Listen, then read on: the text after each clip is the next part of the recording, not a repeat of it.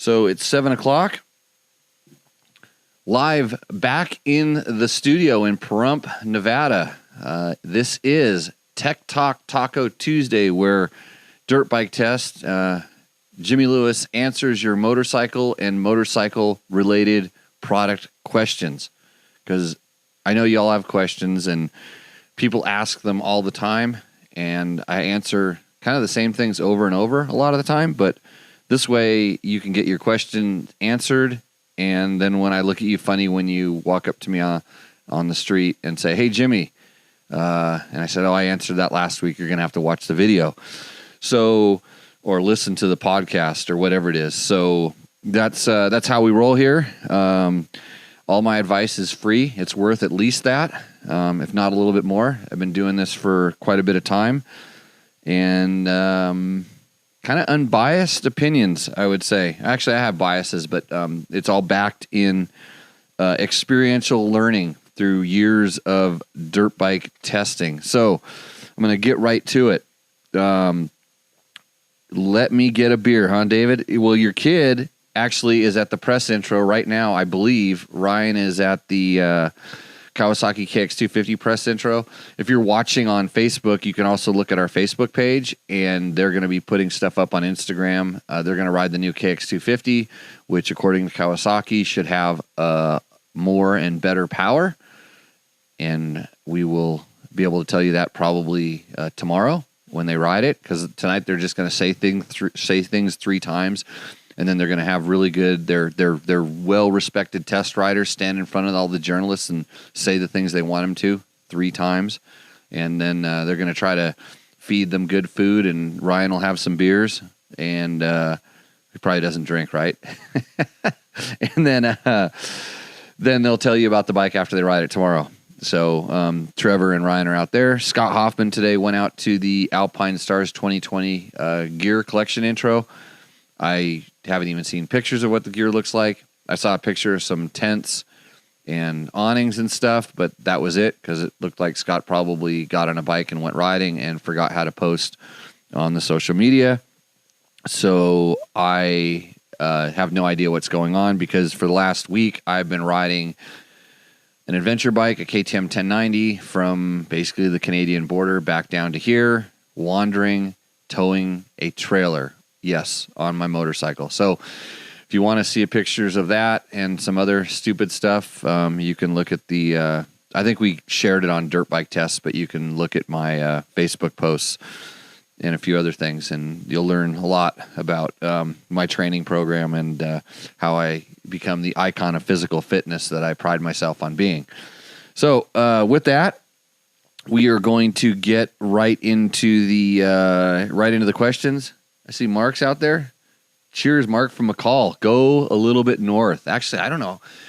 Out of McCall, I don't really. Yeah, there's probably no riding there at all. You should probably come back and go to Jawbone Canyon, because that's where the good riding is. That's right. They don't have any snow. There's no snow blocking your trails in Jawbone Canyon. Okay, so Eric Hall, who does XL ADV. Eric is he's big into the big adventure bikes. He doesn't like the small adventure bikes. He's not like me. He discriminates. He had a question mostly about bar risers. And I'm not really sure.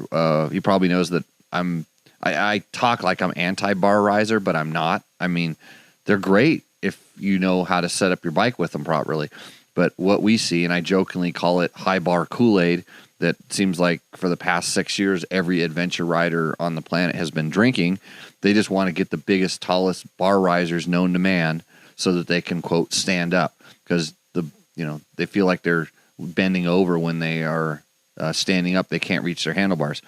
Well, the real problem is body position and not understanding how to position your body on the bike. But we'll just go straight into the bar risers, and he was asking me just kind of my take on them. But he actually brought up something that was really interesting, and I'm going to read kind of what he wrote. He said, "I set about measuring my vertical height on my bike by measuring my peg height from the ground and subtracting it from my bar height at the bar ends with the bar straight from the ground."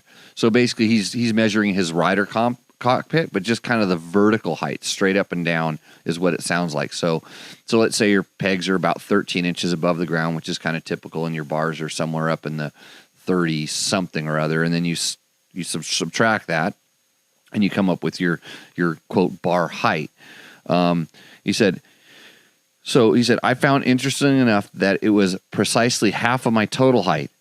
So what I tell riders now is see if your vertical height is half of your total height, and if not, then you know how much you need to raise your bars. So kind of a good idea, an interesting way to put it. But my take on it is it's kind of twofold. Number one, everybody's built differently. There's some people with like long torsos and short legs, and there's people with long legs and short torsos. Some people have long arms, short arms. There's all different kinds of stuff. So that's why they make lots of different bar risers, because we do need some adjustments and adjustability. So is there a formula or anything to find out what the right bar height is? No. And don't do it stationary. Do not stand up, put your bike on the center stand or put it on a stand and then stand up there and try to reach for the handlebars, because I guarantee you at that point it's going to be too short, because we don't ride standing straight up and down. For the most part, when you're riding, you're either having wind pushing on you, or a lot of the time you're accelerating, which means you're leaning forward. And so you think about it, as you lean forward, the bars come closer to you. And we find in my schools specifically that people have done this setting up for their bar height by standing up and reaching for the foot pegs, and it puts you in a very upright, straight position. And generally, when you start riding, the what we see is guys they want to stand up, and so they actually start putting their pelvis forward, and I call it the standard incorrect adventure rider position, where they're standing. Oh yeah, they're standing up, but their pelvis is forward, because when they accelerate, they fall backwards on the motorcycle, and then their arms actually get straight. And they don't bend at the hips like they're supposed to. That's that's riding technique, whole different thing. And they wonder why they get tired, and they're always grabbing onto their bars, and their bikes become unstable, and their arms hurt, and then when they sit down, their arms are up here as opposed to down where they're supposed to be in a neutral or in a kind of a better position. So I don't think that there's a quote like a formula for it, but if you're I'd have to actually go out and do that measurement myself to see, because I'm perfect, and if it worked for me, then that would be the right formula. But I don't have to put bar risers on most of the bikes that I ride because they're built for me. They build, the manufacturers, they build all the bikes for me. So, because I'm perfect, sized, that is. So, but when you're riding, you should feel, you don't want to use the handlebars as a push-up or a pull-up bar, because you want to reserve that for when you need to twist, jerk, pull, do whatever you have to do on the motorcycle. But if you're already doing that, you're already out of balance, and you're putting weight up high on the motorcycle. And so when you're riding, you should feel like you should kind of not be able, you should be almost let go of the handlebars. Don't do it, but so you're loose in the handlebars. And if you find that you can keep your hands where your handlebars tend to be and not have to hang on to them, they're probably in a good spot. That's where they need to be. If you're having to reach for them in any weird way or bend your body in a non-balanced position, then the bars are in the wrong spot. If you have to hang on to your handlebars are in the wrong spot, or your body's not in the right position, because you want your weight on the foot pegs. And that's why foot pegs are almost as important as handlebars. So you can also raise and lower foot pegs to a certain extent. There's all different kinds of foot pegs. There's ones that are rounded. I don't like those. There's ones that are flat. I like those. I like to get foot pegs as wide as possible, because that's where I'm going to put all my weight and my leverage, so I don't have to do it in the handlebar. So you want it to be comfortable, so that way, when you're controlling your throttle, when you're articulating your clutch and really using the brake, that your levers can be in the right position. And then you can bolt on things like Claiks and recluse rear brake things, and then you can put 16 different mounts for different devices on the handlebars. That's what's important.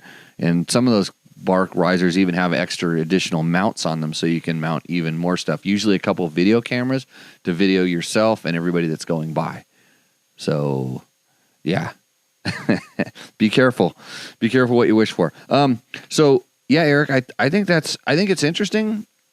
Like I said, I actually have to measure it myself, but maybe that's a good ballpark. But at the same time, go ride, get balanced, and find out if your bars are in the right spot. Do it practical. I know it's for a lot of people it's hard to find balance, but that's why I run a riding school. You can search it at jimmylewisoffroad.com. Thank you for sponsoring my show. Good job. Okay, next question. Christian Renninger, I believe, has a 790R question. He says, and I didn't read this question, I just printed it out. I've got a 990 SMT and a 690R, and I'm thinking to combine these two into a 790R, as I now also got an FE350. Okay, the 990 and SMT means Supermoto. Or what is Super Duke? Is that a Super Duke or is it Supermoto? I don't know. Anyways, is used for 35-mile one-way commute and the weekend sprinted road trips. Yeah, road. 690 is for dual sport trips in Death Valley, Baja, and the West in general. So I'm wondering if I miss the 990 power on the road, 114, and use all of it on the lightweight bike of the 690 dual sport with giant lubricating gear, but I'm attracted to combining these two and likely get a second wheel set for proper tires for dirt and keep one set for street. So I don't think you're going to miss any power going from 790 to 990 in reality. I mean, you think about it, how much are you really riding with that throttle cracked wide open? I always get on this trip, don't I? If you need more, and yeah, there's those times you're gonna whip the throttle on and gas it and rev it out and stuff. But in my experience on the 790, when I turned the throttle and I got it up in the R's when it was running up to 10,000 RPM and it was pulling hard, it was pulling plenty fast. It was enough to put my stomach up in my throat. So, and I've ridden 1290s, and I don't. I mean, they accelerate maybe. They definitely do pull harder and stuff, but like, how much do you really need and how much you're going to be doing that? Because you're talking about, all of a sudden you go into getting practicality. And I like the idea of a second set of wheels. Actually, maybe if you put street tires on it would feel slow, because I think it spins. Like the 790 I rode would basically, with the traction control turn off, would light the knobby up pretty easily on the street, or the Metzler Karoo 3. So, but in reality, when you're going to go camping and doing all that kind of stuff, you're not going to be using that kind of power. I think the 790 makes excellent power for that kind of stuff. You can load it up. I just rode my 1090, which is less horsepower than the other ones. So I rode my 1090 with I was towing a trailer, and the trailer by itself weighs almost 90 pounds. And then I had it full. I mean, I was stretching the top to put it back on top because I was bringing a bunch of stuff back with me from Washington. And we'll talk about that in a minute. But there were very few times I was missing the power. Like even on uphill inclines when I was passing semi-trucks and stuff like that, it had plenty. And I think that's the same amount of power. Would I tow a trailer with the 790? You probably feel it a little bit more than the 1090, but it still went fast enough. Probably just used a bigger throttle position. I'm still getting 40 miles to the gallon. So, he does mention that he does have the FE350, so he has that for technical riding. He's got that covered. So you want to use it like a true adventure bike. I would commute all day long on a 790, and I would actually take it out on twisty roads with a good set of tires, and I would be completely happy. But then I'm used to a dirt bike, sitting position. I don't need to kind of get crunched down. So I think that bike is good for that. But maybe sell the 690. Just get rid of the 690, because that's I need to do my top 5 bikes that I don't like list, and I think that one would make it. Not that it's a good bike for some stuff, but the 790 does everything better in my world. So, and then if you're missing the power, then you always have your 990, and then you could sell that, and maybe, I don't know. Why? You're not allowed to have that. How many bikes are you allowed to have? 40? Okay. Eric asks, he wants to, so he has I believe it was a KTM 350 he was talking about. And he said he wants to load it up sometimes to do some kind of like dual sporting with gear on it. And he wanted to know if adjusting the spring preload changes the spring rate. And no, it doesn't. Even on the progressive spring, well, would it change the spring? I mean, because you're compressing it, so you're putting it into a harder part of the. It adjusts where the rate kind of kicks in. So a little bit it does, but it's basically for adjusting the balance of the bike. And KTM in the manual is really good about explaining like when you're exceeding, when you compress the spring too much to make it so it's too light of a spring for you and stuff. But if you have the right spring, if you're putting 10 or 15 pounds, that'd be a lot on the back of the bike for whatever reason, you should be able to get that range within, if you were on the proper spring already. Just make sure when you have your spring on there that you're on the looser side, so less spring preload, and then you can kind of crank it. On my KTM 500 that I often do this, I put my tools and some tubes on the side of the bike, which adds probably 7 or 8 pounds. I have one of those. It is the company that makes that is Technical Touch. No, it's not Technical Touch, it's the KL, but that's where I got it from. They work through Henson. It's I think there's a test on Dirt Bike Test. Yeah, that's what you got to do. Search Dirt Bike Test for spring preload adjuster, and it's one that it's a 8mm head, and you just spin it with a T handle, or even better with an impact driver, and it'll ramp the preload kind of like the adjustable spring preloads do on the adventure bike, and it makes it easy. You don't have to pull out the punch and the pry bar or whatever you're going to use to do it normally, but this does it pretty quickly. For changing it. So I do use one of those. Man, I can't remember the name of that thing. X-Trig. That's right. So the X-Trig preload adjuster. Pretty cool thing. Works on the KTMs. That should help you. So thanks, Eric. Chance says, when are you going to get back to doing classes? Well, I don't like to talk about my school on this podcast. That's a whole separate thing. But in the fall, like usually late October, we start classes back up. He wants to come and do my racing class, which is exactly the same as my dual sport class, which is exactly the same as my adventure bike class. And it's the advanced class. I only teach a very, very advanced class that's the same one I teach to novice riders. So if you just got confused in what I said there, we have one class. It's the basics. And if you make one of my drills look easy in my class, I will make it harder for you. And I still practice the same things when I go out and practice, and it makes me a better rider every time. So, Chance, hope to see you in the fall. Let's see. Go back to the board and see if we've got any questions or comments here. Of course, you don't have Sam Felipe Bob tonight to do sidebar question answering because he said he's spending time with his family, which means he got in trouble for watching me on the internets. Good job, Steph. Took away. He's going to lose his top fan ranking. How do you guys get those, by the way? Somebody has to tell me how you get to be a top fan. Let's see. I need to use my big boy voice in the mic. Thanks, Chris.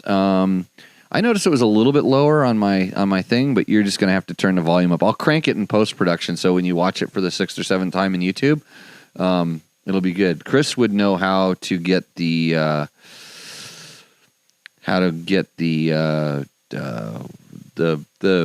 what is it? The special fan award or whatever you got. Is the new KX250 E-Start? No, it is not. I think what Kawasaki is doing is testing the new top end on top of the old bottom end, and next year you'll get a new bottom end that's probably a lighter, smaller E-Start only. I would suspect E-Start only, but an E-Start only bike and kind of a heavily revised chassis. That would be my guess. Or they'll go 2 more years and then do it again. Tulsa, Oklahoma. Hey, Billy. Yeah, how's Tulsa?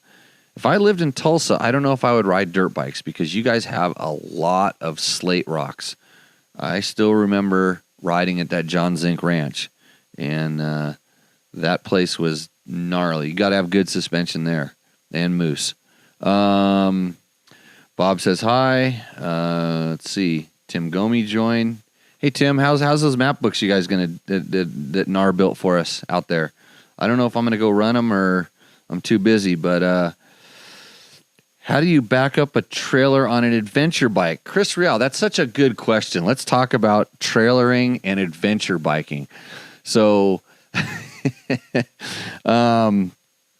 am I doing towing a trailer around an adventure bike? That's a good question. And I'll talk about backing it up because I did.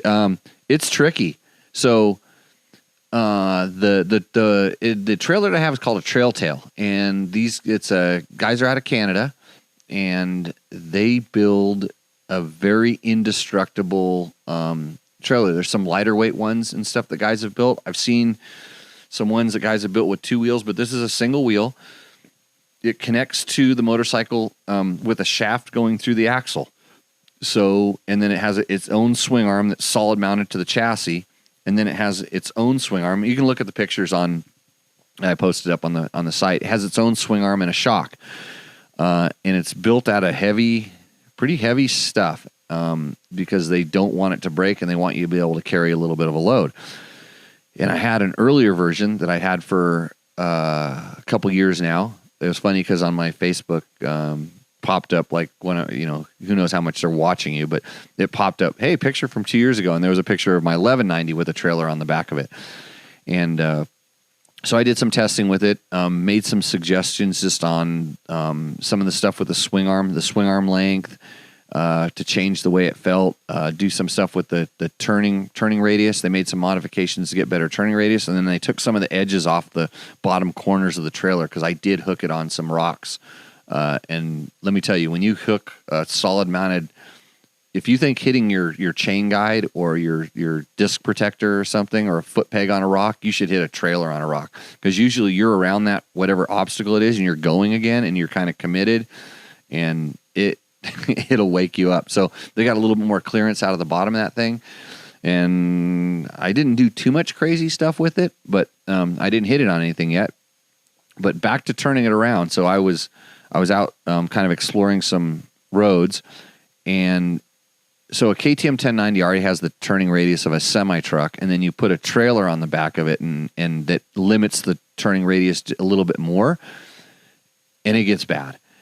On a 2-lane highway, on a normal 2-lane highway, you will use every bit of both lanes to do a U-turn if you throw it in, as hard as you can and turn and go. So when you're on single lane dirt roads out in the sticks that are covered with bushes or have a cliff on the edge of it, you'd better be able to turn around, find an opening to turn it around. Well, I went up this one road and it kept getting worse, and I kept saying, I was under the impression the road was going to go through, and then it dead-ended at a little mining house that was kind of washed off on the side of the hill, and it was literally a single dirt road right up to that thing and nothing on the back side. And so I parked the bike and I got off and I started walking around looking for a spot to be able to what to do. So I moved some bushes out of the way, and I kind of hugged the edge of the road, and I rode up the embankment and parked the bike on the embankment. And then I managed to put a rock underneath the kickstand and get everything balanced, because since it's at the swing arm, it has a little bit of leverage on you, the weight. But then I picked up the trailer because it wasn't that heavy. I was able to pick it up and drag it over and put it on the other side. So I got the turn, I come in pretty hard from one side. Well, I picked it up and got the turning all the way to the other side. And then I slowly backed the bike back down the hill. And then I turned the handlebars and got the front wheel on the bike to slide back down the hill. And got it turned around. So that's how you turn it around. But it's when you're riding this thing, it's just like towing a trailer in a car, or a heavy trailer in a car. You know how when they get some oscillations and stuff, and with the motorcycle, since it has a pivot on the handlebars, it'll it'll shake the bike because the trailer has the hinge, for the turning. And if you let those oscillations get going, they will get going. But it's funny, if you let go of the handlebars, it straightens right back out. So you just have to ride in balance and loose, which is what I try to do. Try to pride myself on that. But since you're all on a single axle, if you start to lean one side or the other, there's still weight in there. And it's lower than if you had packed stuff like that up high in the motorcycle. And boy, I saw some people when I was out near one of the Oregon backcountry discovery routes that I don't know how they were riding the motorcycles. They were literally in a cocoon of luggage. They had tank bags that went up to their chin, and they had bags on the back and things that looked like armrests on Africa Twins and on some BMW GSs. I mean, they had tons of stuff, and I would much rather have my stuff low and down behind in the trailer, which I did. It allows me to move around a ton on the seat, which is, when you're doing long days, is good for comfort. But you have to really respect what you're doing with that weight and realize that it can. So, but since it doesn't have two wheels on the ground, side to side, it wants to wobble a little bit. It can wobble a little bit. And then when you are turning and it starts leaning, you don't really feel the weight because it's not up high, but it's down low, but it's still there. So when you go to pick the bike back up and you feel it, towing that bike back in line, it feels like it just wants to stretch the bike out to a certain extent. So, but what would I use it for? Well, hauling a lot of stuff on my motorcycle, number one, which is kind of what I did. I brought a lot of gear down and picked up some stuff along the way. Thanks, Marco. Snowboard boots. But the where I really think that thing would fit is, let's say you want to go to you want to go camping and then go riding from your camp, but you want to take all your camping stuff and you want to have a lot of camping stuff, good tent and stuff, which I usually do if I'm going to go camping off my motorcycle. This would be a great way to take it there. And you take it there and you drop the trailer, and then you've got your light bike to go riding around on. And I've towed this thing, not the one I currently have, but the one that I had previous with my 500, and it was fine. I was surprised at where I could go. And so I wanted to really use it for doing trail maintenance, taking in a lot of tools for trail maintenance, because sometimes we get pretty far back and it's hard to carry that stuff on your back. You could bring supplies in a lot easier, stuff like that. But, going to events or rallies, it'd be a great way to take stuff. And, especially maybe if you're going in with a few people, this thing could carry a lot of the heavy stuff, maybe the food and water and things like that. So I don't think it's for everybody, but that's why they make stuff like this, because some of us are weird and want to do other stuff. So, yeah, Chris, that's how I back it up, and that's how I ride it. It's interesting. It does teach you about your balance, though, for sure. John asks, I have the opportunity to get a 5.3 gallon tank for EXC 500 in black for half price. Should I go for it and pay full price for the natural color so I can actually see the gas in the tank? Wow, half price. You're talking to a poor person here.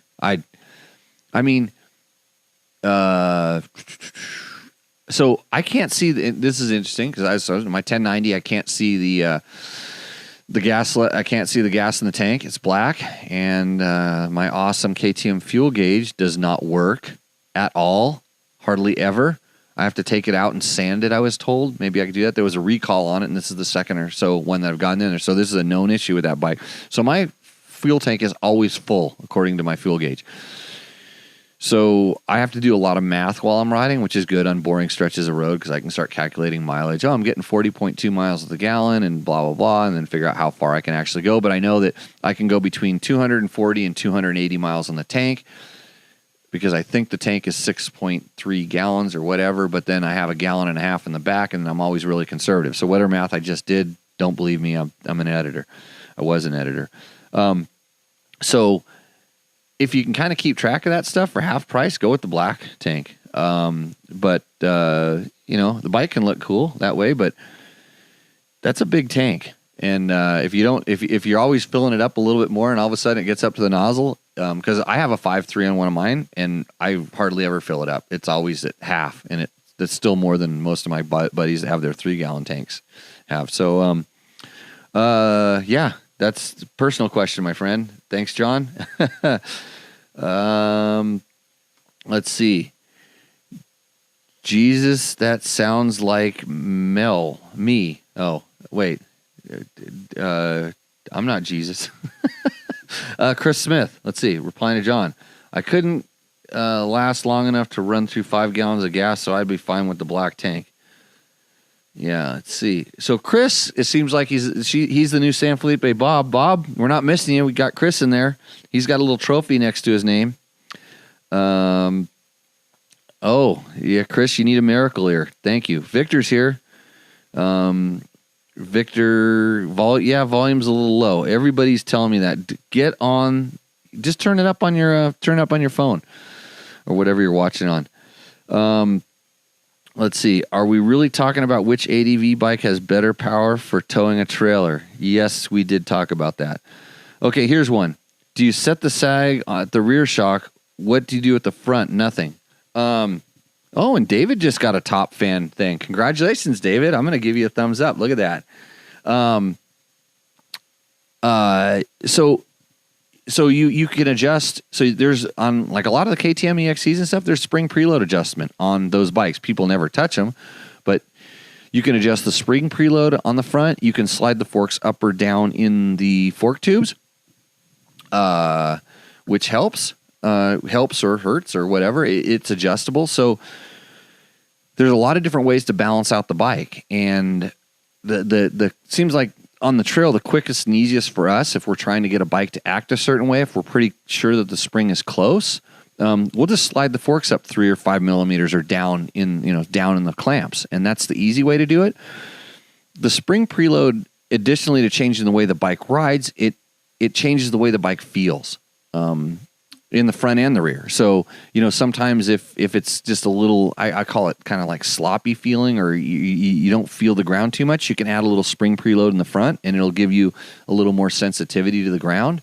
But it all depends. I mean, sometimes you can over preload the springs if you're already too heavy for it and it's compressed and you compress it more, it puts it in a stiffer part of the stroke and they just don't perform. So you can, yeah. So there's, and then in the old days, we used to use PVC spacers to preload our springs. And so some of them are adjustable, some of them, and forks still have spacers inside of them. That works. So, there's a lot of stuff you can do to the front end, David. Let's see. Oh, there we go. George is in the background loading the tests. Good job, George. How come you don't have a little star? Oh, wait, you got a top fan too. I wonder how you guys got to tell me how to do that. I want to be a top fan. Post a lot. That's what David says. Just post a lot. You elect top fans. On my page, it's really random when Facebook asks me to choose them. I have one because I can't figure out how to do more. You only have, well, how do I go to your page, Chris? I'll be your top fan. Okay, lots of rocks and heat right now. Yes, I agree. Well, actually, I timed it perfect. I came down here and it was under 100 degrees, and I stayed up north to where it was like 85, even on my last day coming down from Mammoth down to Pahrump. So that was good. Marco sat me down and had a little discussion with me. He sat me into his massage chair, which he calls Felicia. And I have a massage chair. I'm actually staring at it right now, and it's broken because it's old and used up. Part of it works, but the air pressure doesn't work. And Felicia is a $10,000 massage chair and quite possibly worth almost every penny. I need to get my hands on one of those things. I need to find 10 grand. So that's why you should support Dirt Bike Test so I can buy a massage chair, because the last thing I need is another motorcycle. Okay. How's the braking? Dan, he's asking about how's the braking with the trailer. Well, it's like, if everything's in line, it's just like you're adding the same amount of weight to the bike. In fact, it's better. It's definitely better than if that weight was up high. But I was goofing around with it a little bit, and I made sure that I had my ABS on, off-road ABS on, just in case, because I did not want that weight to kind of surprise me. And, you know, when you're riding a lot of kind of gravel roads around mountain turns and stuff like that, I was really cautious. It's probably the same level of cautious if you haven't ridden an adventure bike and you just all of a sudden get on something that weighs that much. It's not really the bike. It's just the weight. It causes, it's like, oh, I don't feel comfortable. And that's the way I felt. I felt like I was a whole new level of uncomfortable, which means a whole new level of be careful is what I did for the braking. But the bike has good brakes. I run Galfer brakes, by the way, brakes and rotors, and for excellent control. They seem to work well, even under all the stress, but I was careful. But yeah, it's just like you're adding more weight to the bike. And I imagine if I was going around a turn and I got that rear wheel to skid and it was going one direction, that trailer would push it out more out of line. So that's why on a dirt bike, you should do all your braking in a straight line. Okay. Carry your comfort items and a cooler. Yes. I didn't have a cooler in there, and I had some things that needed to be in a cooler, and they exploded. So my sleeping bag now has a new flavor. Yep, you guessed it. Rainier flavored sleeping bag. I washed it. Going to get the X-Trig. That is cool. Yeah, awesome. See, Dirt Bike Test. Tell them Dirt Bike Test sent you. Tell them they should advertise here. John says, thanks. I must answer his question. Where are we getting down here? Jesse, another top fan. Who's adding all these top fans? I didn't add them. You'd have to pay me to add the top fan list. Let's see. Get a clear tank. It's always nice to see the gas level. You might be using more gas quicker than you realize. Attributes does offer a military discount as well if you happen to be in the military or veteran. Thanks, Jesse. It's always awesome when you guys add information to the forum. Marco, you are my biggest fan. In fact, Marco managed to get a hookup on a GoPro for me, so you're going to see some much better footage out of us in the very short future. As soon as I learn how to use that one, I guess I can talk to it. It's a new 7. I can just say, GoPro, film me, and then I can watch myself do whatever I'm going to do. So, yeah, I'll see about getting that top fan placard thing, Marco. Super stoked on the hospitality, and man, I got to go snowboarding on a snow cone. I snowboarded Mammoth in July, and it was like slushy snow cone. It was awesome. Shows your bike, and wait a minute, where did I lose that? Where's that question? Shows your bike and your bike tips. Live for more interactive show. Eduardo, you want to come and be my producer? Yeah, this is a one-man operation, right? Currently, we're operating at the capability of our budget and maxing that out.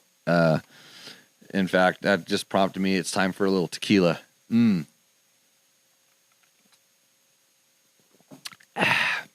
Yep, you're gonna hear me burp now. Once we get, let's see. There's a link on DBT to get the X-Trig.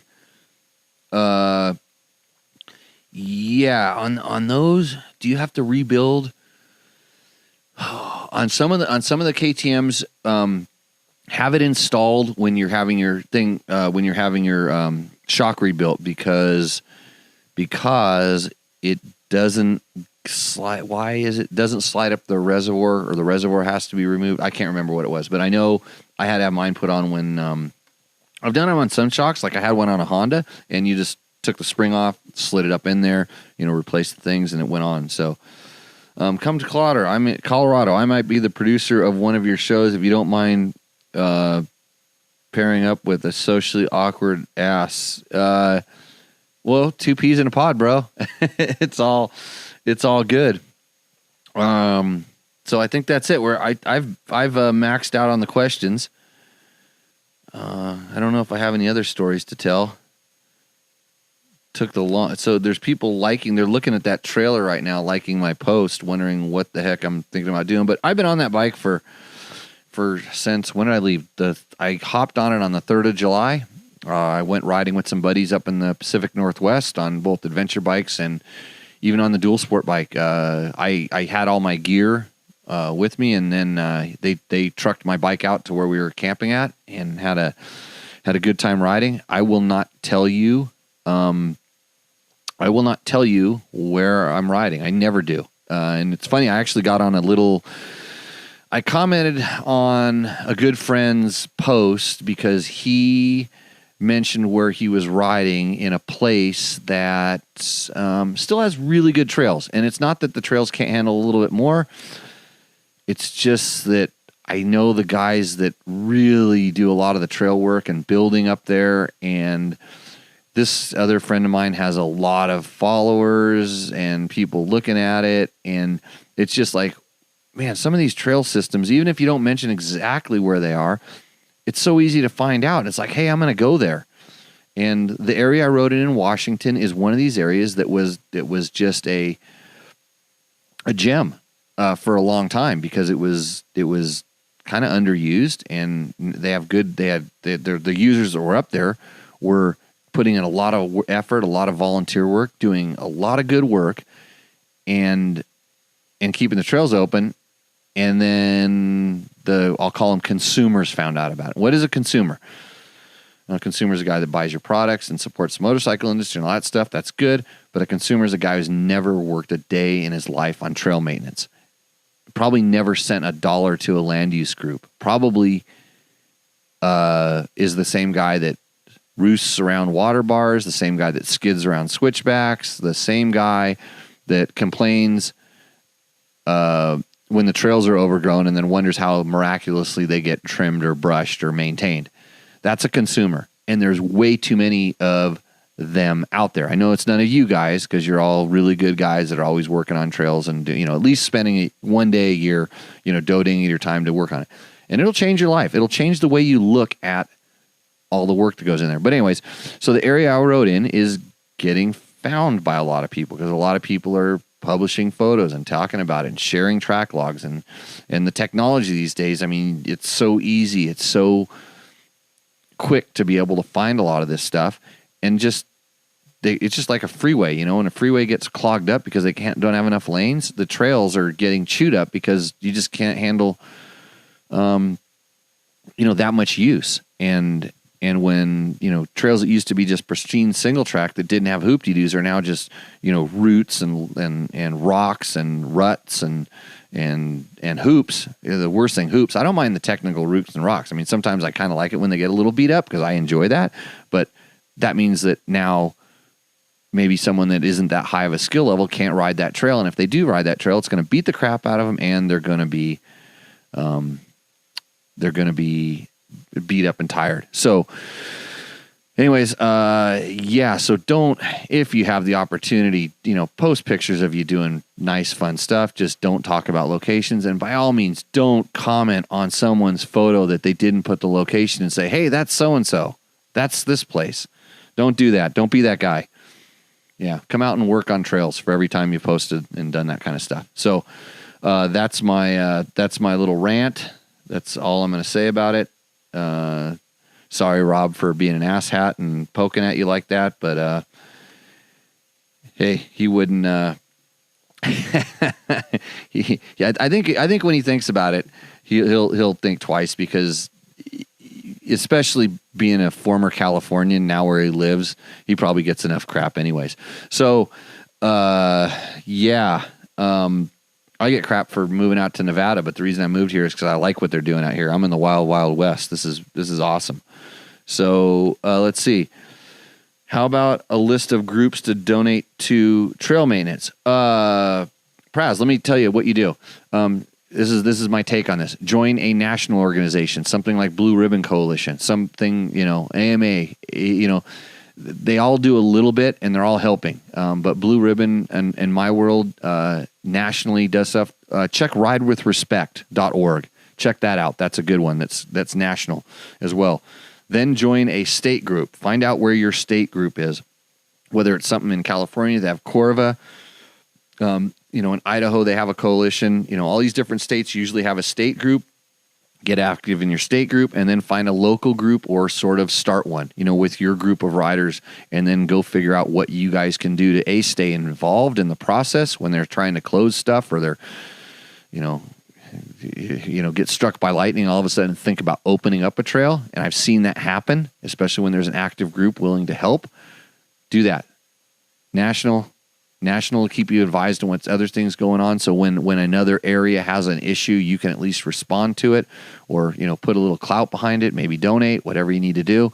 National, state, and then local. That's probably the best way to do it. It's kind of political, but if you want to be able to keep riding, if you want the children to have a place to ride in the future, you got to do that kind of stuff. So let's see. Bob the Dust Bunny. I threw it around it's still riding in the motorhome. He made an appearance on the last show. Let's see. What else do we have here? Jesse, is there any trail work here in Southern Nevada? Seems pretty indestructible. No, our trails our single track stuff is getting trampled by UTVs and quads. And what can we do about it? There's not much. There's not much we can do about it because the terrain's open. And unless they really went down and did enforcement, it's not going to happen, and it's kind of a shame, but that happens everywhere. I don't know what to do. I think they should put a gate at the beginning, at the end of the trail, and big signs that say, single track, and then have some heavy enforcement for a while, and maybe people will learn. But that's asking for a miracle. Thank you, Victor. Good post there. He posted the sharetrails.org, which is a good group. Like I said, also check out Ride with Respect. That's a little bit more on the motorcycle side. They're really working on getting stuff going, and George just posted that. So, and then my wife is watching me on the internets. I need to call her because I haven't had a chance to call her because I've been kind of off the grid for a while. So, hi, Heather. Okay. I'm going to give you a few more. I'm going to ramble for a few more seconds. If you have some form of question, I haven't really been testing a whole lot of new things that I can think of because I was just riding a bunch of old stuff. I know I got an email from today. Phoenix handlebars. That'd be our new product. Check him out I think it's Phoenix handlebars. I wish I would have wrote that down, but he's just got some handlebars. And he said he's reached out to see if I want to do something. Actually, I know what I need to do. I need to get my Phoenix handlebar. I need to get a Phoenix handlebar, and then because I need a bar that I can cut down and put on the what's the throttle tube? The XTZ throttle tube, which has a bearing in it. It's an aluminum throttle thing with a bearing, and I've used those before. It was a part on a factory bike that they had made because they're really, really good and precise, and I want to try that. So maybe I'll reach out to get that set up going. That would be our thing. Ryan, oh really? Ryan's back on the Shercos. Good. Might want to test one of those. They've been doing really well in competitions and stuff. And I know it's generally Sherco owners that want you to test their bike to tell them how good it is. And then they get upset when you say it's not as good as a KTM. And I don't get paid to say either of those things. So it's because there's gases, which gas is going through a big restructuring right now. I don't think this is as bad on the outside as it seems to be made out to be. But they seem to do that every 4 or 5 years in Spain. That's just the way they do business. TMs, there's TMs. I've been invited out to ride TMs before. Even Clay Stuckey was inviting me to come ride the Shercos, and I just don't have the time or the finances to kind of get my butt out there. And you're talking to a small audience. Sometimes it's neat and unique, but and I'm still waiting to get a Beta 200, and I guess the new betas information is gonna get dropped out really, really soon. So beta information, I don't know what they say, like the 20th or something. They're probably trying to keep they sent out like a half picture of half the bike. They're trying to keep the stoke going. Chris owns a Sherco, but the 300 TPI was amazing. Yeah, fuel injection is the future, bro. I mean, it's been the future for a long time, but I still think it's a little tricky on the two strokes. And I think KTM locked down some patent technology that makes it difficult for other manufacturers to do. But I still don't understand why I really don't understand why a throttle body wouldn't work on a two stroke if it was doing it right. But somehow that's way more difficult than we think. And I think the KTM engineers tried to explain it to me, but I don't think they wanted to get too much in detail. Yeah, I see all those Garrett posts about the betas. He actually, I think anytime I say anything that says beta, I just get like 20 thumbs ups from him. So, okay. So I think I'm going to wrap it up. I got 50 minutes out of four questions to start with. I think that's good enough. I want to thank everyone for joining. Get your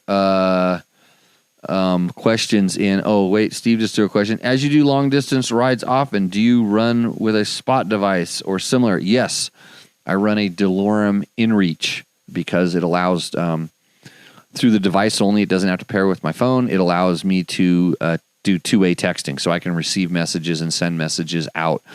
Yeah, by myself. Anytime I'm riding by myself, I tend to run one of those so they know where to come and recover the body. And then this identifies the body. This is my road ID. So, okay. Yeah, Steve, get those photos done so I can post your test, buddy. Right on. So for Dirt Bike Test, for Jimmy Lewis, for all of the sponsors that we kind of have a little bit of and that are going to come on board real shortly, thank you. And we will see you out on the trail. Cheers.